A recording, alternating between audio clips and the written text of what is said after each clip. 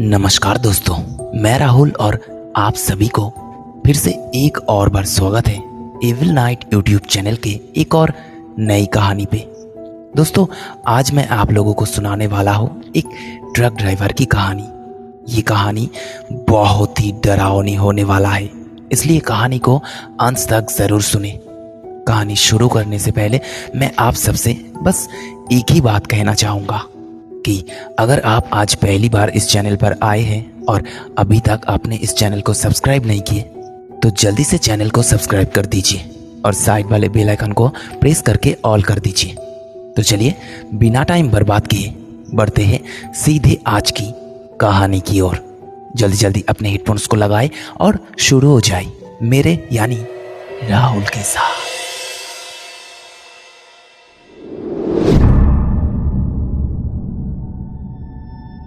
निधिराम एक truck driver था।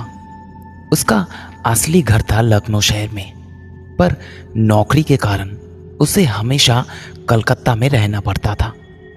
कलकत्ता में किसी सेठ के पास निधिराम ट्रक चलाने की काम करते थे। ट्रक पर माल उठाकर उसे दूर दूर के शहरों में जाना पड़ता था। जो ट्रक निधिराम चलाता था उसका मालिक था प्रताप सिंह। पिछले 8 साल से वो इसी मालिक के पास काम करते हुए आ रहे हैं। बहुत मेहनती और ईमानदारी के साथ काम करने के कारण मालिक प्रताप सिंह भी उस पर बहुत ही संतुष्ट था। हर महीने अपनी तनख्वाह से 3-4 हज़ार रुपये निधिराम मानी ऑर्डर करके अपने घर पे भेज देता था। घर में उसके माँ, पिताजी, बीबी और 2 छोटे छोटे बच्चे थे।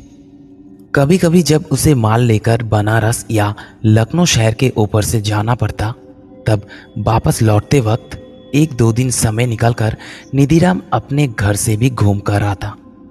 सब कुछ मिलाकर निधिराम की जिंदगी बहुत मजे में ही चल रहा था। लेकिन यही निधिराम की जिंदगी में एक रात एक ऐसी अद्भुत घटना घटी जो निधिराम कभी सपने में भी सोचा नहीं था। जिस रात की बात मैं आपको बताने वाला हूं, उस रात ठीक 10 बजे निधिराम ट्रक लेकर निकले थे।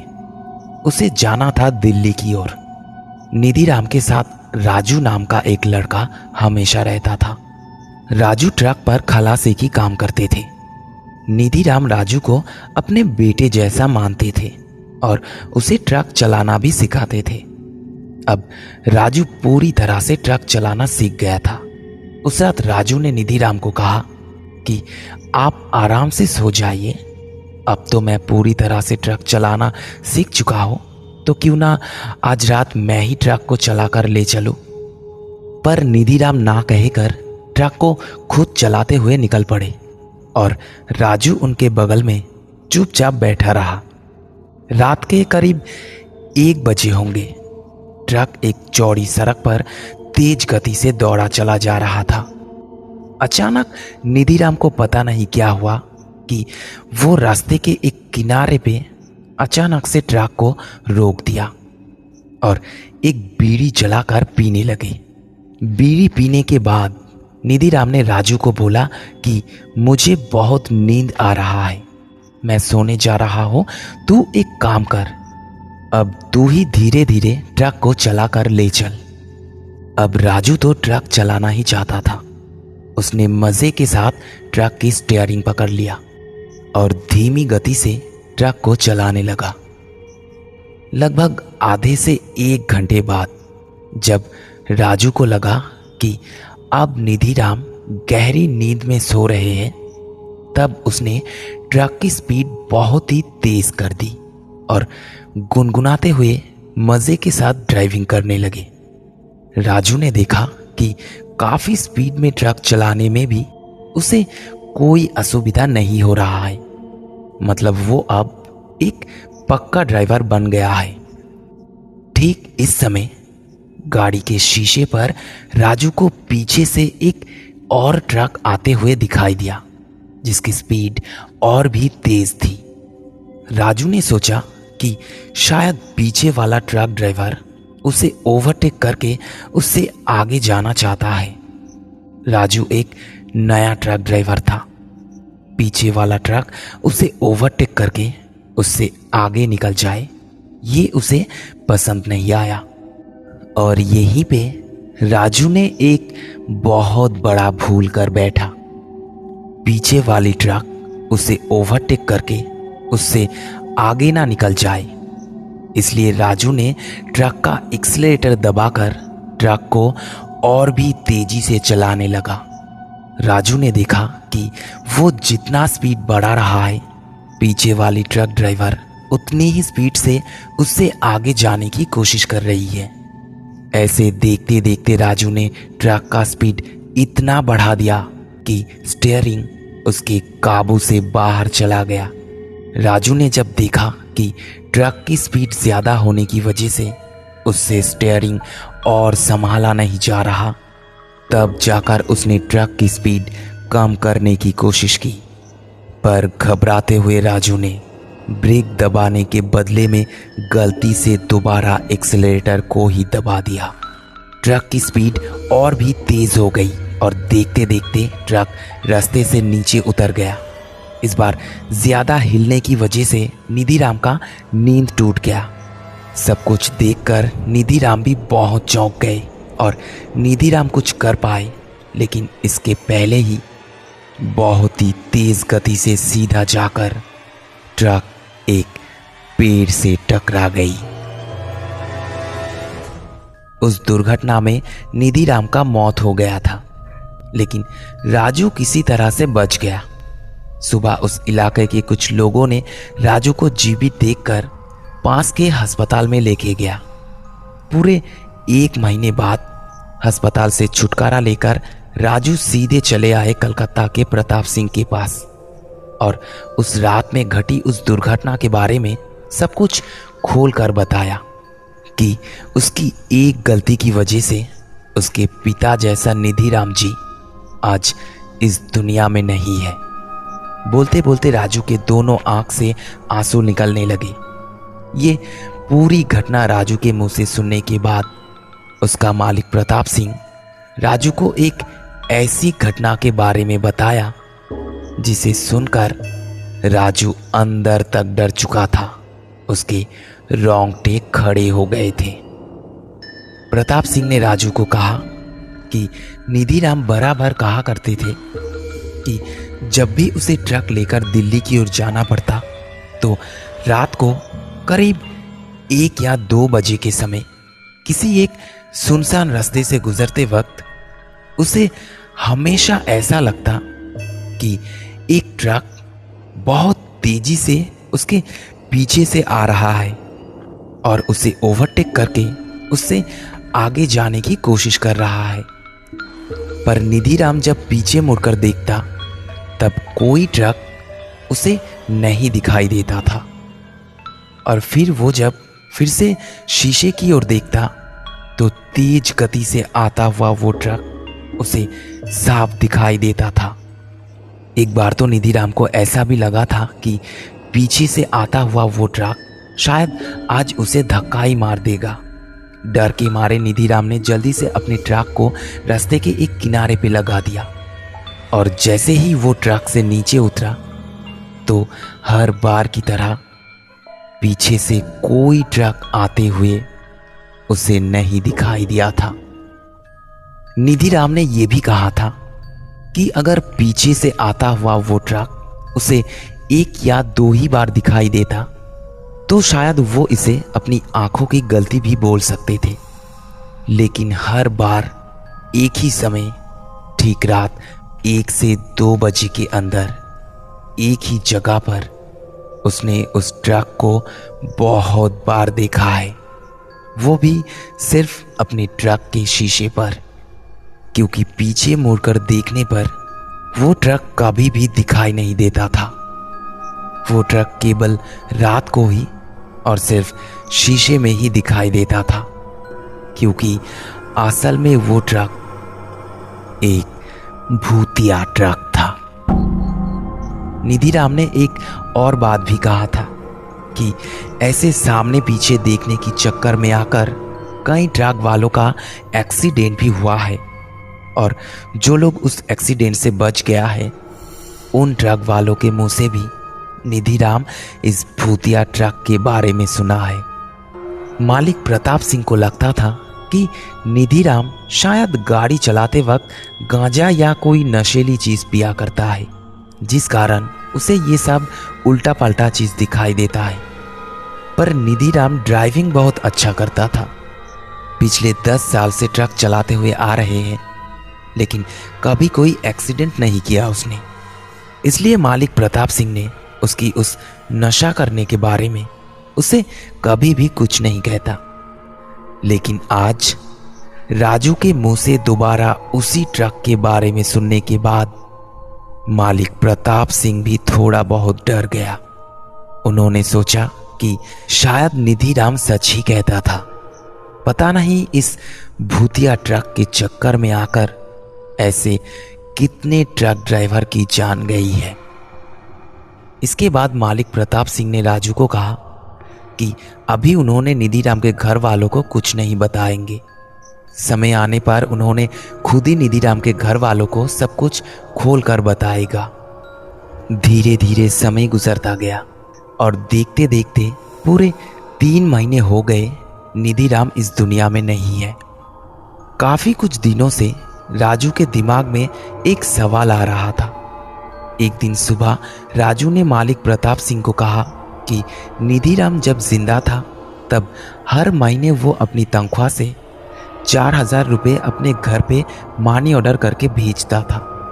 लेकिन उसके मरने के बाद पिछले 3 महीने से यहाँ से कोई पैसा, कोई चिट्ठी निधिराम के घर वालों को नहीं मिला है।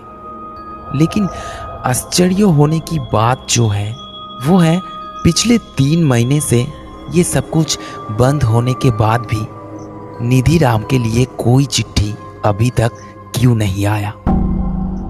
सब कुछ सुनने के बाद मालिक प्रताप सिंह ने सोचा कि शायद अब उन्हें निधिराम के घर वालों को सब कुछ बता देना चाहिए। ठीक 2 दिन बाद मालिक प्रताप सिंह राजू को साथ लेकर रवाना हो गए निधिराम के घर जाने के लिए। निधिराम के पिताजी राजू को बहुत अच्छे से जानते थे, क्योंकि राजू का घर भी उसी गांव में था। निधिराम ही राजू को काम में लेके गया था।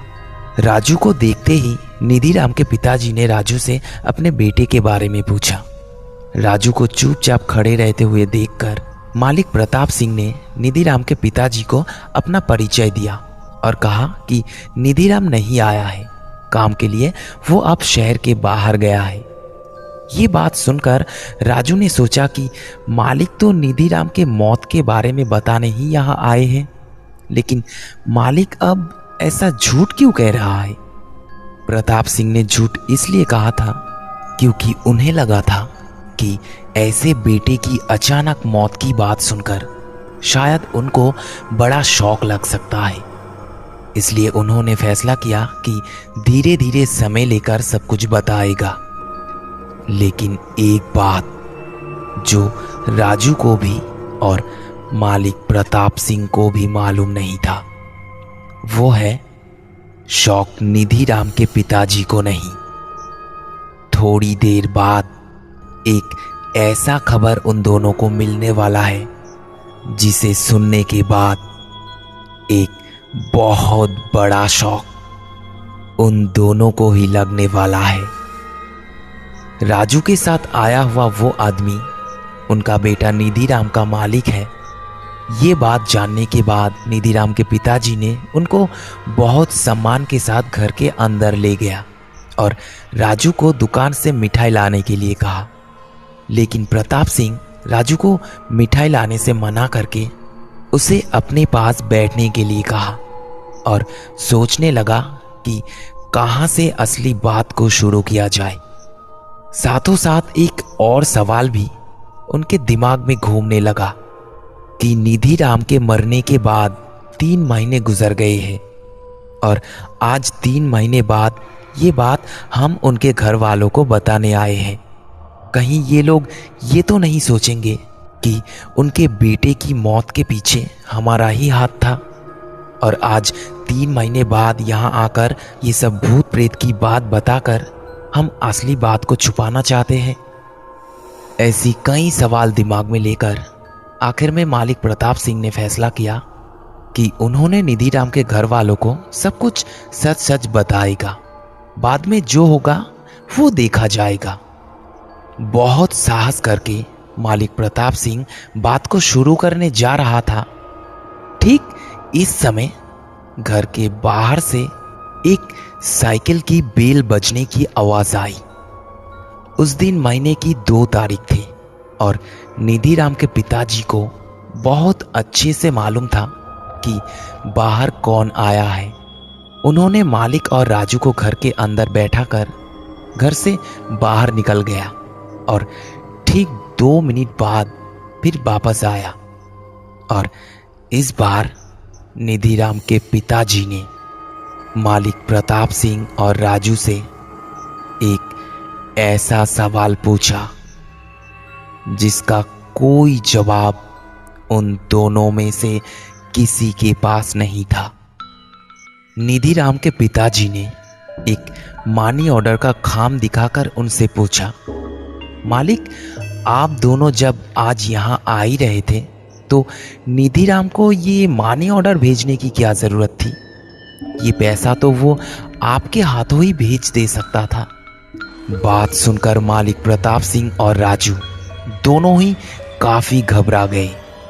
घबराते हुए आवाज में मालिक प्रताप सिंह ने उनसे पूछा कि बाबूजी, ये मनी ऑर्डर किसने भेजा है? उन्होंने जवाब दिया, क्यों मालिक, मेरा बेटा निधिराम ने भेजा है। ये बात सुनकर इस बार राजू ने चिल्लाते हुए कहा, चाचा, आपको शायद कोई गलत फहमी हो रहा होगा, क्योंकि निधि दादा मनी ऑर्डर कैसे भेज सकता है? निधि दादा तो। राजू को बीच में रोककर मालिक प्रताप सिंह ने निधिराम के पिताजी से एक और सवाल पूछा कि निधिराम ने पिछले 2 महीने में कोई मनी ऑर्डर भेजा था क्या? और इस बात का जो जवाब उन्होंने दिया उसे सुनकर मालिक प्रताप सिंह और राजू, उन दोनों का ही सर गोल गोल घूमने लगा, क्योंकि निधिराम के पिताजी ने कहा कि पिछले 2 महीनों में निधिराम को मनी ऑर्डर भेजने की जरूरत नहीं पड़ी, क्योंकि वो खुद ही यहां आया था पैसा देने। ये सब कुछ सुनने के बाद निधिराम के घर वालों को निधिराम की मौत के बारे में बिना कुछ बताकर मालिक प्रताप सिंह राजू को साथ लेकर वहां से चला गया। लेकिन जाने से पहले प्रताप सिंह ने सिर्फ एक बात निधिराम के घर वालों को बोल कर गया था कि अगले महीने पैसा देने निधिराम खुद आया या उसने मनी ऑर्डर करके पैसा भेजा। ये बात उन्होंने मालिक प्रताप सिंह को चिट्ठी में लिखकर बताना ना भूले। अगले महीने ठीक 4 तारीख को निधिराम के घर से एक चिट्ठी आया मालिक प्रताप सिंह के नाम पर, जिसमें लिखा था, मालिक, आप चिंता ना करें, इस बार भी मैं खुद ही गया था पैसा देने। दोस्तों, इस कहानी में एक चीज मुझे बड़ा अजीब लगा। मालिक प्रताप सिंह ने निधिराम के घर वालों को सच सच सब कुछ क्यों नहीं बताया? उनको क्यों अंधेरे में रखा? क्या सच में निधिराम के मौत के पीछे कोई बड़ा राज था? वैसे बुरा ना हो, अच्छा कोई वजह तो इसके पीछे हो भी सकता है। आपको क्या लगता है? जो भी लगता है नीचे कमेंट में ज़रूर लिखकर बताना। दोस्तों, अगर कहानी अच्छा लगा तो लाइक, कमेंट, शेयर ज़रूर कर देना। और अगर अभी तक अपने चैनल को सब्सक्राइब नहीं किए तो जल्दी से सब्सक्राइब करके साइड वाले बेल आइकन को ऑल कर दीजिए, क्योंकि आपका सपोर्ट हमें सबसे ज़्यादा ज़रूरत है। तो दोस्तों, आज के लिए यहीं पे ख़त्म करते हैं, फिर आएंगे आपके लिए ऐसा ही एक और नई कहानी लेकर।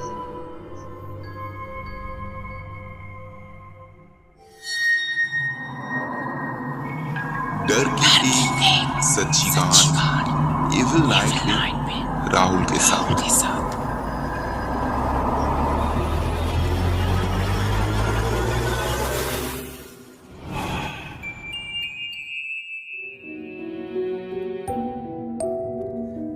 हेलो दोस्तों, मैं राहुल और आप सभी को फिर से एक और बार स्वागत है इविल नाइट यूट्यूब चैनल के एक और नई कहानी पे। दोस्तों, आज जो कहानी मैं आप लोगों को सुनाने जा रहा हूँ वो कहानी बड़ा भयानक होने के साथ साथ थोड़ा मज़ेदार भी होने वाला है, इसलिए कहानी को अंत तक ज़रूर सुने। दोस्तों, आप में से जो लोग अभी तक हमारे चैनल को सब्सक्राइब नहीं किए, उनसे मेरा अनुरोध है कि जल्दी से हमारे चैनल को सब्सक्राइब कर दीजिए और साइड वाले बेल आइकन को प्रेस करके ऑल कर दीजिए। दोस्तों, अगर आप इस कहानी को पूरे सुन रहे हो तो कहानी को एक लाइक ज़रूर कर दीजिए, क्योंकि आपका एक लाइक मेरे इस कहानी को कई और लोगों तक पहुंचाने में मदद करेगा। तो दोस्तों, चलिए बिना टाइम बर्बाद किए बढ़ते हैं सीधे आज की कहानी की ओर। इविल नाइट यूट्यूब चैनल पर आज की कहानी मुरारी साहब की भौतिक अलमारी। जल्दी जल्दी अपने हेडफोन्स को लगाएं और शुरू हो जाए मेरे यानी राहुल के साथ।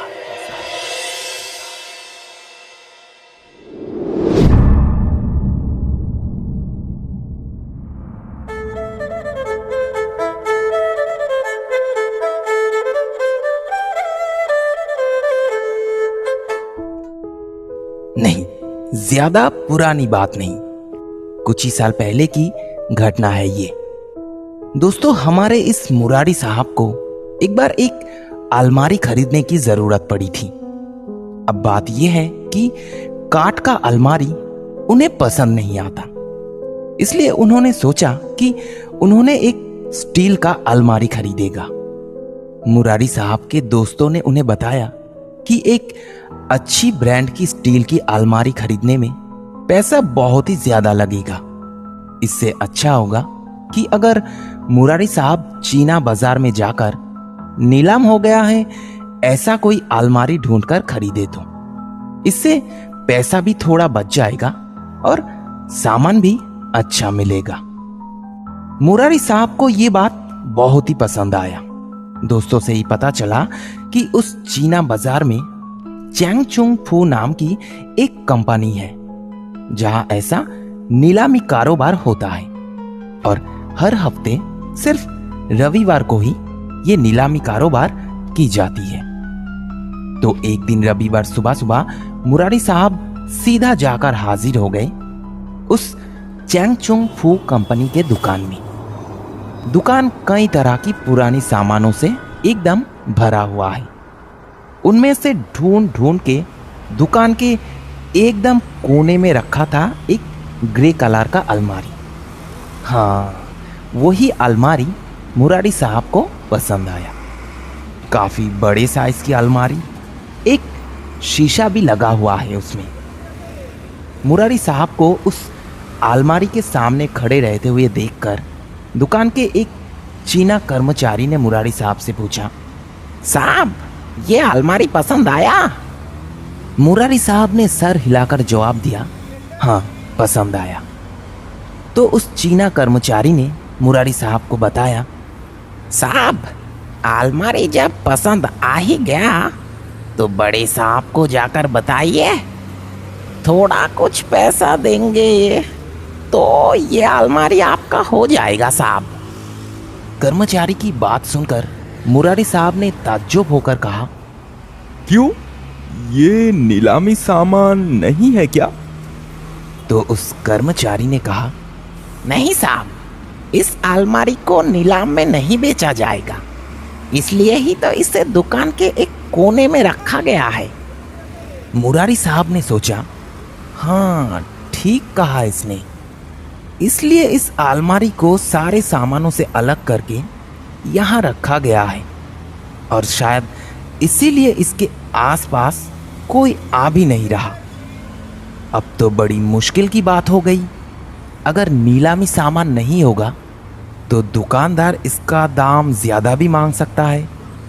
इससे तो दुकान से नया अलमारी खरीदना ही अच्छा होगा। मुरारी साहब ने कहा, नहीं भाई, इसे रहने दीजिए, मुझे ये अलमारी नहीं लेना है। नीलामी सामान जहाँ है आप मुझे वहाँ ले चलिए। इस बार उस कर्मचारी ने मुरारी साहब के एकदम करीब आकर बहुत धीर आवाज में कहा, साहब, मेरा कहना माने तो इस अलमारी को आप खरीद लीजिए साहब। मैं कहता हूँ आपको, ये बहुत ही अच्छा माल है साहब। ऐसा अलमारी पूरे बाजार में आपको कहीं नहीं मिलेगा। बड़े साहब को जाकर बताइए, बहुत सस्ते में हो जाएगा साहब। मुरारी साहब और भी ताज्जुब हो गए। उन्हें लगा शायद जरूर कुछ ना कुछ गड़बड़ है इसमें। इस बार मुरारी साहब ने उस कर्मचारी को कहा, अच्छा ठीक है, पहले आप एक बार खोलिए तो इस अलमारी को। उस कर्मचारी ने अपने जेब से चाबी निकलकर उस अलमारी को खोलते ही बहुत जोर से एक आवाज हुआ। ऐसा ही आवाज कि आसपास के सभी लोग सबके सब चौंक गए। उस कर्मचारी ने अजीब तरीके से मुस्कुराते हुए कहा, मत घबराइए साहब, अच्छी चीज की यही तो खासियत है। चोर डाकू खोलते ही आपको पता चल जाएगा और साथ साथ पकड़ा भी जाएगा। अलमारी की दरवाजा खोलने के बाद मुरारी साहब आश्चर्य होकर उस अलमारी को देखने लगे। वैसे खाली अलमारी को देखना क्या है? फिर भी मुरारी साहब खामोश होकर उस अलमारी के अंदर क्या देख रहा था, ये तो मुरारी साहब को ही पता है। अलमारी की दरवाजा खोलने के कारण उस भयानक आवाज होने के बाद भी पता नहीं क्यों वही अलमारी मुरारी साहब को पसंद आया। बल्कि सिर्फ पसंद आया इतना कहना कम होगा, एक तरह जिद चढ़ गया मुरारी साहब को कि जितना भी पैसा क्यों ना लगे, अगर खरीदना हो तो उस अलमारी को ही मुरारी साहब खरीदेगा। उस कर्मचारी ने कहा, पसंद आया ना, क्यों नहीं आएगा? चलिए अब आपको बड़े साहब के पास लेके चलते हैं। लेकिन अलमारी की दरवाजा बंद करने की समय कोई आवाज नहीं हुआ। अरे ये तो अजीब अलमारी है। मुरारी साहब को अच्छा लगा। खोलने की समय भयानक आवाज हो रहा है, पर इसमें बुरा क्या है? बल्कि ये तो अच्छी बात है। अगर मुरारी साहब से छुपाकर कोई भी अलमारी को खोलेगा तो मुरारी साहब को पता चल जाएगा। सबसे बड़ी बात जो है, मुरारी साहब के घर में उनके साथ रहता है उनका एक भांजा, नाम सीधू, और घर में काम करने वाला कुट्टियाराम। मुरारी साहब छोटा करके बोलते हैं कुट्टी। दोनों ही एक नंबर का चोर है। इसीलिए तो ये अलमारी खरीदने के बारे में सोचा था मुरारी साहब। लेकिन इस बार तुम लोग कैसे चोरी करोगे, ये मुरारी साहब देख लेगा। मुरारी साहब ये बात जितना सोच रहा है, उनके अंदर अंदर जिद उतना ही चढ़ता जा रहा है। जितना भी पैसा क्यों ना लगे, वही अलमारी मुरारी साहब खरीदेगा। उस चीना कर्मचारी ने मुरारी साहब को दुकान के अंदर बड़े साहब के पास लेके गया। मुरारी साहब ने देखा सामने वाले कुर्सी में एक बहुत ही मोटा चीना आदमी बैठे हैं। उस चीना दुकानदार ने अजीब तरीके से हंसते हुए अंग्रेजी में मुरारी साहब को कहा, बैठिए साहब, बोलिए क्या लेना है आपको? मुरारी साहब ने कहा, वो अलमारी। बात को बीच में रोककर दुकानदार ने कहा, हाँ हाँ समझ गए, वो अलमारी पसंद आया ना आपको? ठीक है, जाइए ले जाइए। अरे ऐसे क्यों बोल रहा है दुकानदार? क्या फ्री में दे देंगे ये अलमारी? बात करने की तरीका देखकर तो ऐसा ही लग रहा है। मुरारी साहब ने कहा, पर पैसा कितना देना होगा ये तो बताइए। उस चीना दुकानदार ने जोर जोर से मजाक के आवाज में हंसते हुए कहा, आपका जो मर्जी उतना ही दे देना, मैं कुछ नहीं बोलूंगा। आप मजाक कर रहे क्या? हाँ साहब, पसंद जब आया तो जाइए ना, ले जाइए, मुरारी साहब ने कहा। अरे कहना क्या चाहते हैं आप, थोड़ा खोलकर बताइए तो। इस बार उस चीना दुकानदार ने गंभीर आवाज में कहा, साहब इस अलमारी का जो मालिक है वो मेरा एक दोस्त था, उसका नाम था हो हुआ। वो अब हांगकांग में चला गया है, लेकिन जाने से पहले ये अलमारी मुझे दे के गया है और बोल कर गया है कि अगर ये अलमारी किसी को भी पसंद आया तो वो अपनी मर्जी से जितना देगा उतने में ही ये अलमारी मुझे बेचना होगा। मुरारी साहब ने कहा, पर मेरे अलावा ये अलमारी और किसी को भी पसंद नहीं आया क्या? उस दुकानदार ने कहा, नहीं साहब। क्यों? अलमारी तो अच्छा ही है, फिर भी किसी को पसंद क्यों नहीं आया? उसकी उस आवाज की वजह से, समझे? तो मुरारी साहब ने कहा, पर ये आवाज तो थोड़ा ऑयलिंग करने से ठीक हो भी सकता है। नहीं साहब, 10-20 लीटर तेल लगाने से भी ये आवाज बंद नहीं होने वाला। यही तो इस अलमारी की खासियत है साहब, पर आजकल के लोग समझते ही नहीं। अलमारी का एक आवाज रहना तो अच्छी बात है। अगर चोर डाकू को बात को बीच में रोककर मुरारी साहब ने कहा, देखिए, अलमारी जब मुझे पसंद आ ही गया तो मैं इसे ज़रूर खरीदूंगा और सही दाम देकर ही खरीदूंगा। ये बोलकर मुरारी साहब अपने जेब में हाथ डाला, जो कुछ हाथ में आया आंख बंद करके टेबल पर रख दिया और कहा, क्या मैं अब इस अलमारी को अपने साथ ले जा सकता हूँ?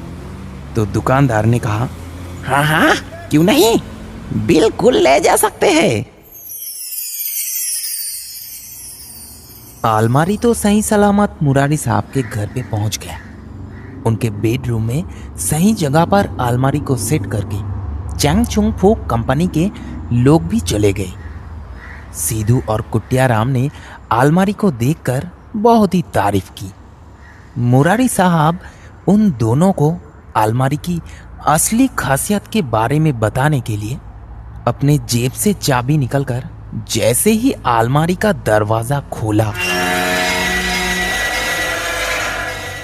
तो लगा जैसे कानों में किसी ने गरम लोहा घुसा दिया। काम वाला कुट्टियाराम ने जोर से चीखते हुए कहा, बाप रे! सीधू तो बेहोशी हो जा रहा था। उसने चीखते हुए कहा, अरे मामा, ये क्या है? मुरारी साहब भी काफी चौंक गए थे। उन्हें लगा घर आने के बाद अलमारी की आवाज जैसे 3 गुना ज्यादा बढ़ गया। नहीं, दुकान में जब उस कर्मचारी ने अलमारी का दरवाजा खोला था तब इतना जोर आवाज तो नहीं हुआ था।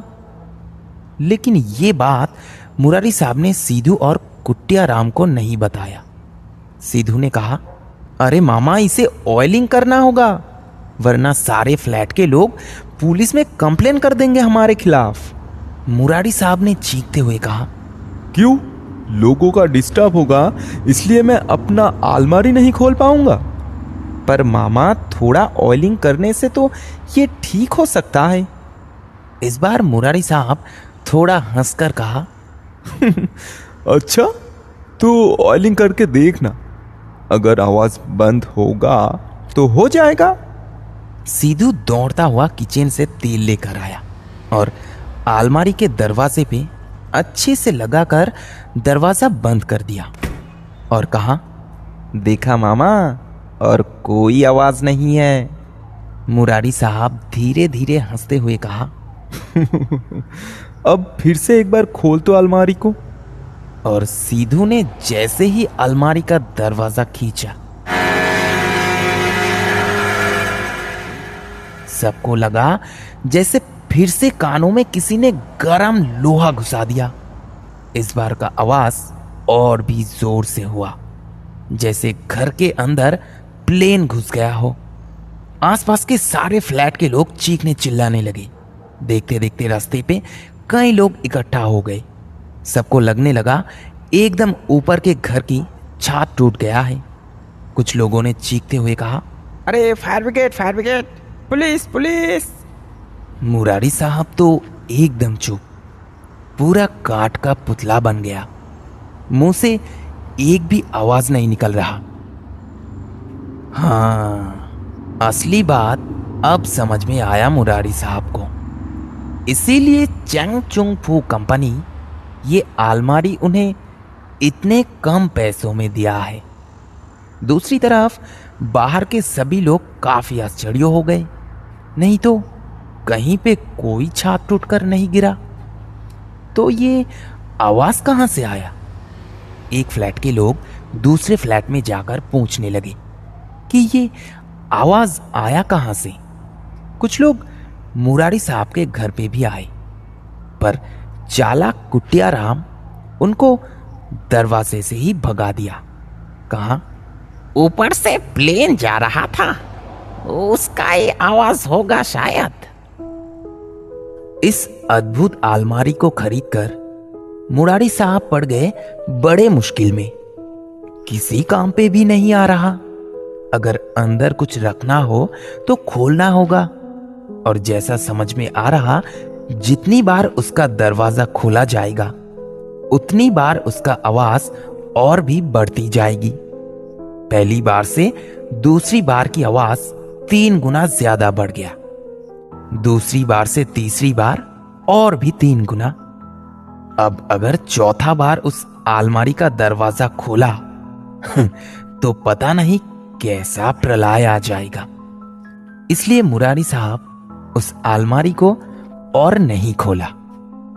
पर एक काम हो रहा है।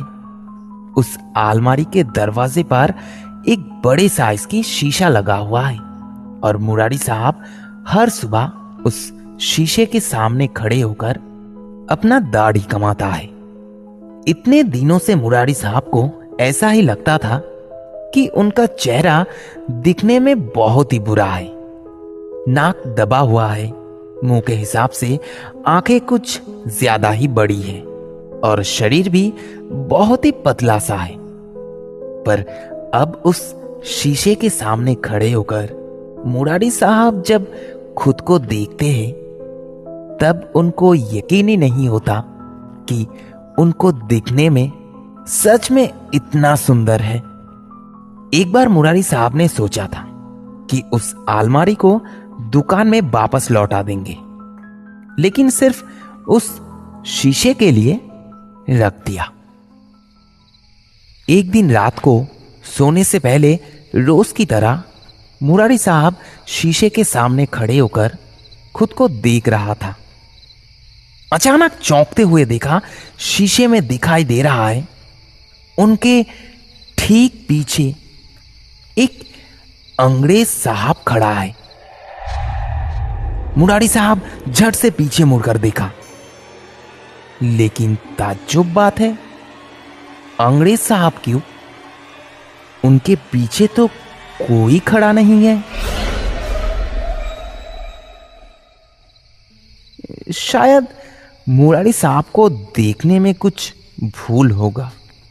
मुरारी साहब फिर से शीशे की ओर देखा, और देखते ही फिर से चौंक गया। हाँ, ठीक उनके पीछे एक चीना अंग्रेज साहब खड़े हैं, और धीरे धीरे हंसते हुए ठीक मुरारी साहब को ही देख रहा है। डर के मारे मुरारी साहब के हाथ पैर कांपने लगे। ये तो आश्चर्यजनक भौतिक घटना है। मुरारी साहब हमेशा एक बहादुर और जिद्दी आदमी है, पर घटना देखकर उनका भी शरीर का सारा खून जम गया। मुरारी साहब दोनों हाथ से अपनी आंखें बंद कर ली और कांपते हुए बिस्तर पर आकर बैठ गए। ऐसे थोड़ी देर तक बैठने के बाद खुद को थोड़ा संभल कर सोचा, नहीं, उन्हें जरूर देखने में कोई भूल हुआ होगा। इंसान को कभी कभार ऐसा हेलुसिनेशन होता है। ये एक बीमार है, कहीं उन्हें भी ऐसा ही कोई बीमार तो नहीं हुआ? लेकिन क्यों?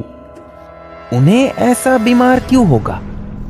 उनका शरीर तो बिल्कुल ठीक है, सर में कोई दर्द नहीं है, नींद भी अच्छे से होता है और भूख भी ठीक से लगता है।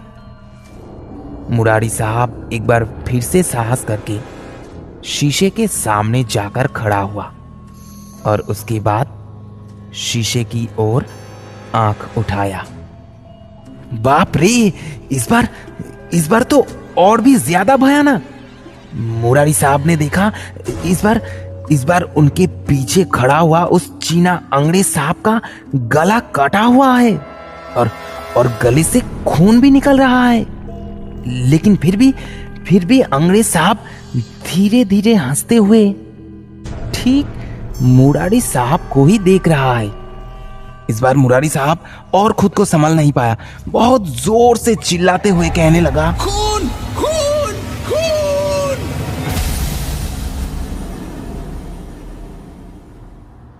उस रात को भी बहुत परेशानी हुई थी। सीधू और कुट्टिया राम ने सोचा था कि शायद डाकू ने मुरारी साहब को खून किया है। सारे फ्लैट के लोग बाहर निकल पड़े थे और पुलिस भी आया था, लेकिन कहाँ खून और डाकू, वो कहाँ? पर मुरारी साहब बेहोश होकर पड़े थे उस आलमारी के सामने। डॉक्टर आकर दवाई देने के बाद होश आया। आंख खुलते ही मुरारी साहब ने कहा, अलमारी को हटाओ यहाँ से इस अलमारी को। अगले दिन सुबह गाड़ी में बैठा के मुरारी साहब अलमारी को लेके गया उस चैंग चुंग फू कंपनी के दुकान में। मुरारी साहब को देखते ही उस चीना कर्मचारी ने चेहरे पर एक लंबी मुस्कान चढ़ा के कहा, आइए साहब, इतना देर हुआ आपको? मुरारी साहब गुस्से से कहा, कैसा देर? हाँ, आपसे पहले जितने लोग इस अलमारी को लेके गया था, 1-2 दिन के अंदर ही वापस लेके आया था, लेकिन आप साहब 5 दिन बाद जो लेकर आया। मेरी मर्जी। ये बोलकर मुरारी साहब वहां से वापस आ ही रहा था कि तभी वो चीना कर्मचारी भी उनके साथ साथ दुकान के दरवाजे तक आया और बहुत धीरे धीरे मुरारी साहब के कानों में कहा, सामान अच्छा है साहब, पर बड़ा गड़बड़ करता है। हो हुआ साहब का अलमारी है। डाकू ने हो हुआ साहब को हत्या करके इस अलमारी के अंदर बंद करके गया था। पूरे 1 साल बाद अलमारी का ताला तोड़कर ये बात सबको पता चला था। पूरा 1 साल बंद रहने की वजह से दरवाजे पे एकदम जंग लग गया था साहब, और खोलने के समय बड़ा जोर सा आवाज हुआ था। पालिश वालिश करके सब ठीक हो गया, सिर्फ वो आवाज रह गया साहब। अच्छा साहब, फिर आना। नमस्कार।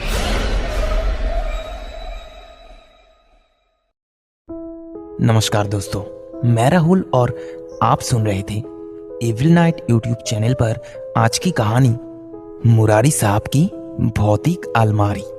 दोस्तों, अगर कहानी अच्छा लगा तो एक लाइक जरूर कर देना, क्योंकि आपका एक लाइक मेरे इस कहानी को कई और लोगों तक पहुंचाने में मदद करेगा। और अगर अभी तक आपने हमारे इस चैनल को सब्सक्राइब नहीं किए तो प्लीज चैनल को सब्सक्राइब करके साइड वाले बेल आइकन को ऑल कर दीजिए, क्योंकि आपका सपोर्ट हमें सबसे ज्यादा जरूरी है। तो दोस्तों चलिए आज के लिए यहीं पे खत्म करते हैं, फिर आएंगे आपके लिए ऐसा ही एक और नई कहानी लेकर।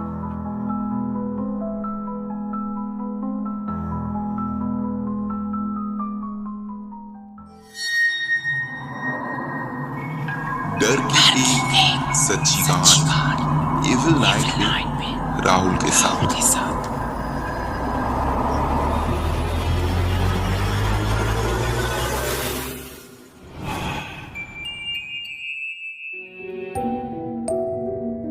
नमस्कार दोस्तों, मैं राहुल और आप सभी को फिर से एक और बार स्वागत है एविल नाइट यूट्यूब चैनल के एक और नई कहानी पे। दोस्तों, आज की कहानी बेहद डरावनी होने वाला है, इसलिए कहानी को अंत तक जरूर सुने। दोस्तों, कहानी शुरू करने से पहले मैं आप सबसे बस एक ही बात कहना चाहूँगा कि अगर आपने अभी तक हमारे चैनल को सब्सक्राइब नहीं किए तो जल्दी से चैनल को सब्सक्राइब करके साइड वाले बेल आइकन को ऑल कर दीजिए। तो दोस्तों, चलिए बिना टाइम बर्बाद किए बढ़ते हैं सीधे आज की कहानी की ओर। जल्दी जल्दी अपने हेडफोन्स को लगाएं और शुरू हो जाए मेरे यानी राहुल के साथ।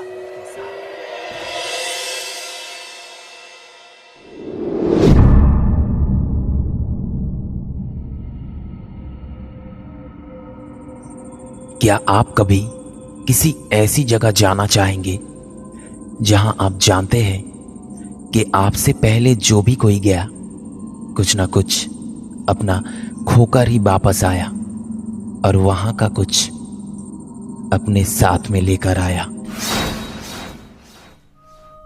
प्रतीक अपने घर भोपाल से दूर जोधपुर में रहता था और एक बैंक में नौकरी करता था। उसके साथ उसका एक रूममेट भी था। प्रतीक को यहां रहते हुए 6 महीने ही हुए थे। एक दिन रविवार सुबह सुबह घर की डोरबेल बजी।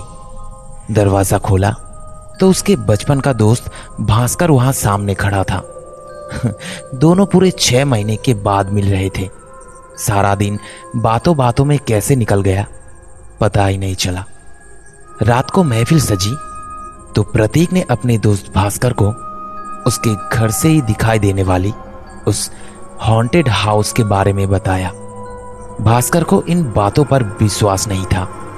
उसने प्रतीक की बातों को मजाक में उड़ा दिया तो प्रतीक ने भी पलटकर उसे एक चैलेंज दिया, उस घर के अंदर जाकर अपनी एक सेल्फी खींचकर लाने की। भास्कर भूत प्रेत या ऐसी चीजों में विश्वास नहीं करता था, इसलिए तुरंत घर से निकलकर वहां पहुंचा। तकरीबन उसे सिर्फ 2 मिनट ही लगे होंगे। उस खंडर बन चुके घर में एक अजीब सा सुकून तो था, लेकिन साथ ही खाली पड़े उस खंडर में कई आवाजें भी आ रही थी। भास्कर भी जानता था कि ये एक पुरानी खाली बिल्डिंग है और ऐसा रेगिस्तान इलाका है तो यहां हवा से ऐसी आवाजें जरूर होती होंगी।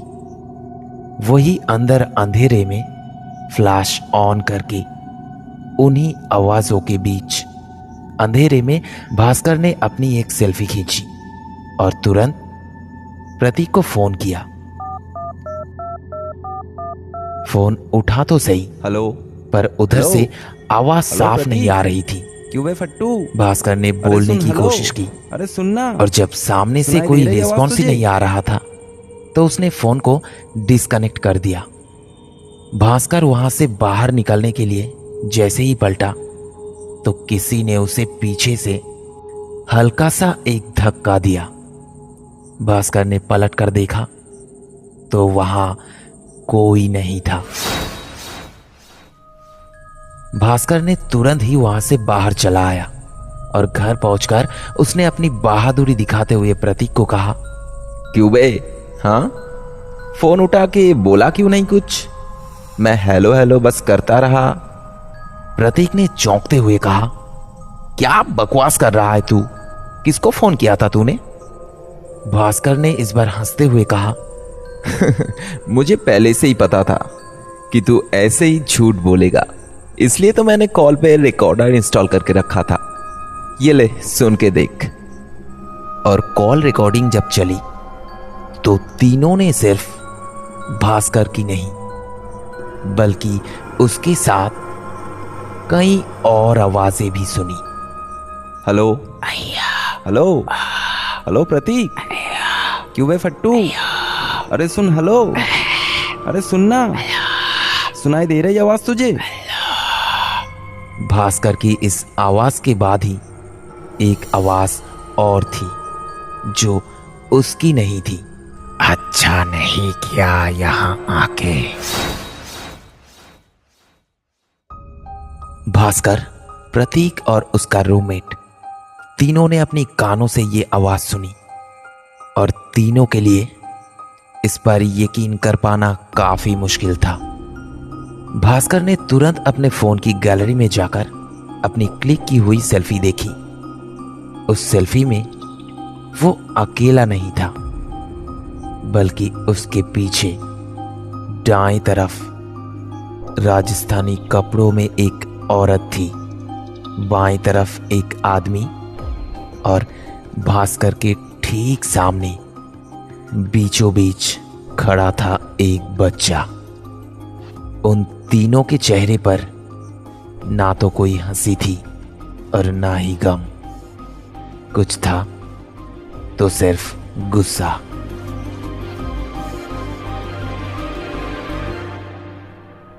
भास्कर ने तुरंत वो फोटो अपने फेसबुक अकाउंट पे अपलोड कर दी और कैप्शन डाला, गोस्ट कॉट ऑन कैमरा। तीनों को बस एक ही बात का सुकून था कि भास्कर सही सलामत वापस आ गया था और वो भूत वही अपनी जगह पे थे। उस रात के उस घटना के बाद तीनों अपने अपने बिस्तर पे जाकर सो गए और ठीक 1 घंटा बाद भास्कर की नींद टूटी क्योंकि उसे प्यास लगी थी। भास्कर पानी पीने उठा तो उसने अपना फेसबुक दोबारा चेक किया तो उस फोटो पे करीबन 500 लाइक्स थे और लगभग उतने ही लोगों ने उस पिक्चर को शेयर भी किया था। लेकिन इस बार उस तस्वीर में वो औरत बच्चे की जगह बीच में खड़ी थी, वो आदमी औरत की जगह और उसके दाएं तरफ वो बच्चा था। भास्कर के हाथ पांव डर से कांप रहे थे। वो जोधपुर के ठंड में भी पसीने से दर-बदर हो जा रहा था कि तभी घर की डोरबेल बजी। रात के 2 बजे कौन आया होगा? भास्कर पानी पीने के लिए उठा हुआ ही था और दरवाजे के एकदम नजदीक भी था, इसलिए दरवाजे तक गया और आई हॉल से झांका। बाहर का नजारा देखकर उसकी हालत और भी खराब हो गई। वो औरत, वो बच्चा और वो आदमी तीनों दरवाजे के बाहर खड़ी थी।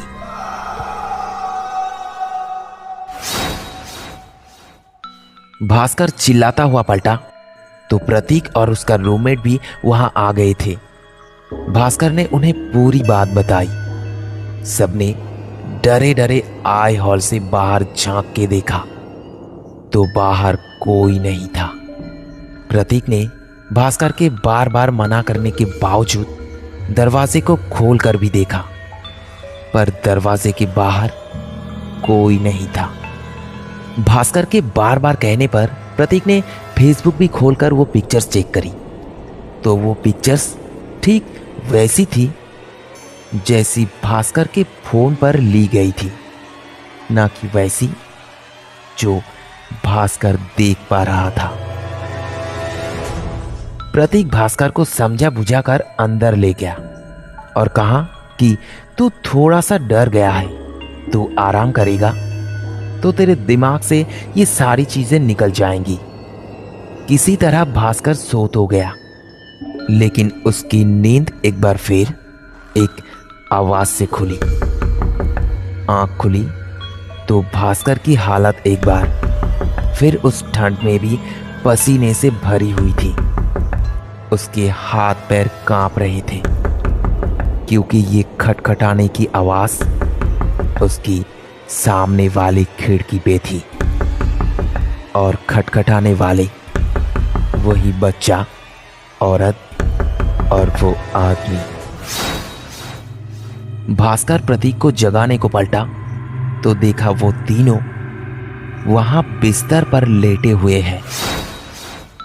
वापस खिड़की पर देखा तो प्रतीक खिड़की पे शीशे को खटखटा रहा था। वापस बिस्तर की तरफ देखा तो प्रतीक वहां लेटा हुआ था। वापस खिड़की पे देखा तो पूरी फैमिली वहीं खड़ी थी। भारी सांसें लेते हुए भास्कर की आंख खुली और वो अपनी नींद से जागा।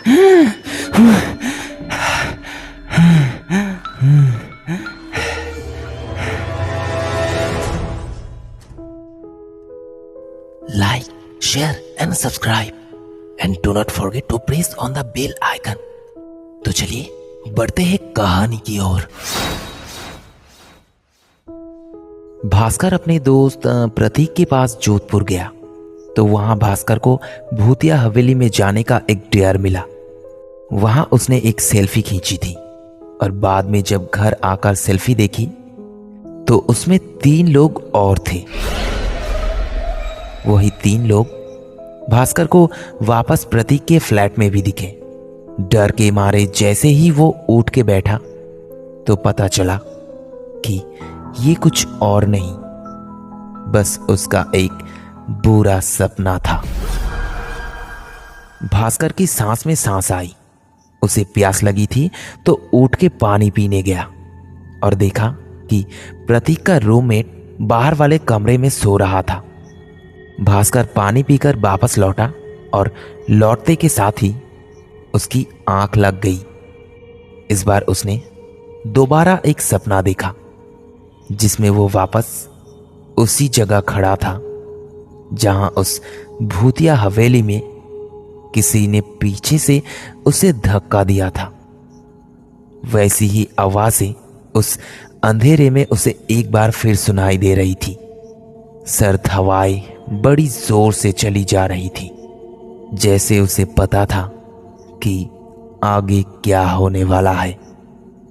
उसे पीछे से किसी ने धक्का दिया। धक्का लगते के साथ ही वो पलटा तो उसके शरीर का सारा खून जम चुका था, क्योंकि उसे धक्का देने वाला कोई और नहीं बल्कि प्रतीक का रूममेट था।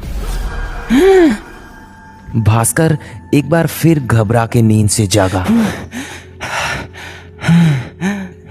सांस में सांस आते ही इस बार उसने प्रतीक को जगाया। प्रतीक उठा तो भास्कर ने बताया कि उसने पहले एक सपना देखा था जिसमें उसने उस परिवार के 3 लोगों को वहां देखा और जब दोबारा सोने गया तो प्रतीक के रूममेट को उसी हवेली में उसे धक्का देते हुए देखा। प्रतीक चीढ़ते हुए उठा और बाहर के कमरे की ओर इशारा करके बोला, कहाँ है भाई मेरा रूममेट? कौन है मेरा रूममेट? मैं अकेला रहता हूँ इस घर में। तू ही बता मुझे, तू जब से यहाँ आया है मेरे रूममेट ने तुझसे कुछ कहा? तूने उससे कोई बात की? यहाँ जब ऐसा कुछ है ही नहीं तो मेरा रूममेट आएगा कहाँ से? प्रतीक की बातें सुनकर भास्कर के चेहरे का रंग बदल चुका था। उसका पूरा शरीर डर से कांप रहा था और गले से आवाज नहीं निकल पा रही थी। भास्कर की ऐसी हालत देखकर प्रतीक ने कहा, चल भाई, ये सब कुछ जहां से शुरू हुआ है वहीं पर खत्म करके आएंगे। तू मेरे साथ चल बस। इतना कहकर प्रतीक भास्कर के माना करने के बावजूद उसे उस भूतिया हवेली तक अपने साथ ले गया। रात के सन्नाटे में दोनों इस वक्त खड़े थे उस हवेली के ठीक सामने। दूर दूर तक सड़क पर कोई दिखाई नहीं दे रहा था। प्रतीक ने उस हवेली के सामने भास्कर के हाथ को पकड़ा और बोलना शुरू किया। आप क्या सोच रहे हैं? उस भूतिया हवेली के सामने खड़े होकर प्रतीक ने क्या बोला होगा? उस हवेली के मेन गेट के ठीक सामने खड़े होकर प्रतीक ने बोलना शुरू किया, हमें माफ कर दीजिए, हमसे एक गलती हो गई कि हमने आपके घर में आकर आपको परेशान किया। अब जो कोई भी है वापस अपने घर में आ जाइए। हमारी गलती को माफ कर दीजिए। वैसे भी हम आपको परेशान नहीं करना चाहते थे। प्रतीक इसके बाद कुछ और बोलता उसके पहले ही भास्कर की आंखों के सामने किसी ने प्रतीक को एक जोर सा धक्का देकर जमीन पर गिरा दिया और उसके बाद उसकी टांगे पकड़कर खींचता हुआ उसे उस भूत बंगले के अंधेरे में ले गया। गूंजती रही तो बस प्रतीक की चीखें।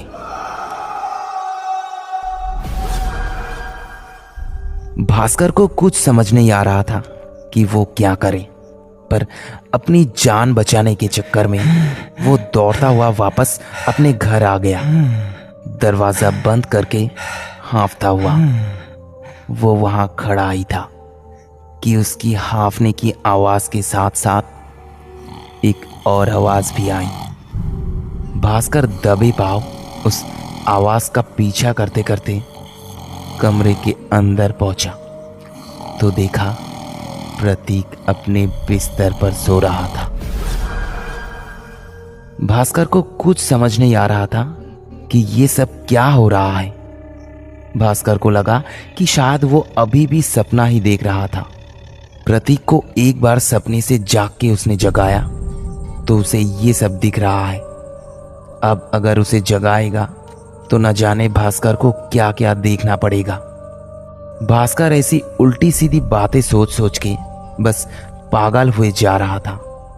वो बाथरूम में घुसा, मुंह धोने को उसने नल खोला और पानी बार बार अपने चेहरे पर मारने लगा।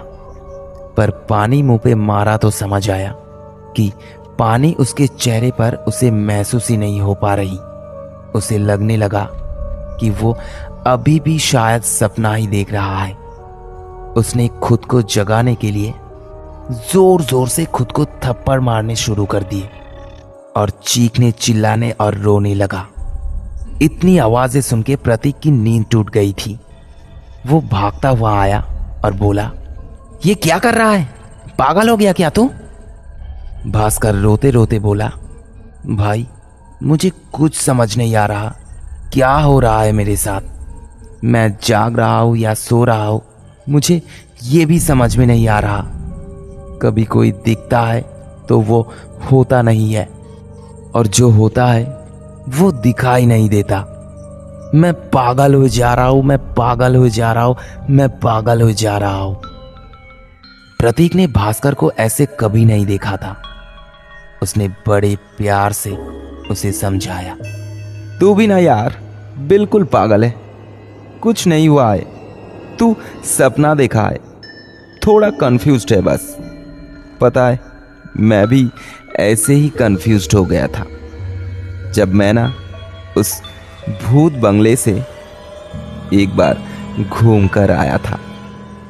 ऐसे ही पागलपन में थोड़ी देर बाद तू भी अपनी गलाए की नसें काट लेगा जैसे मैंने काट ली थी। और उसके बाद सब ठीक हो जाएगा।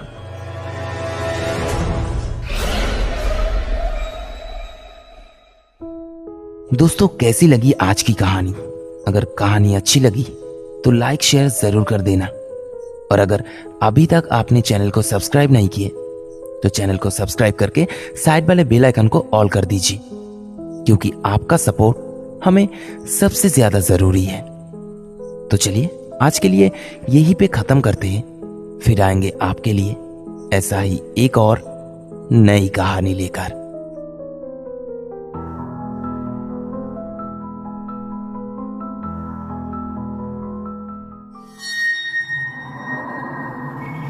डर की एक सच्ची कहानी एविल नाइट में राहुल के साथ।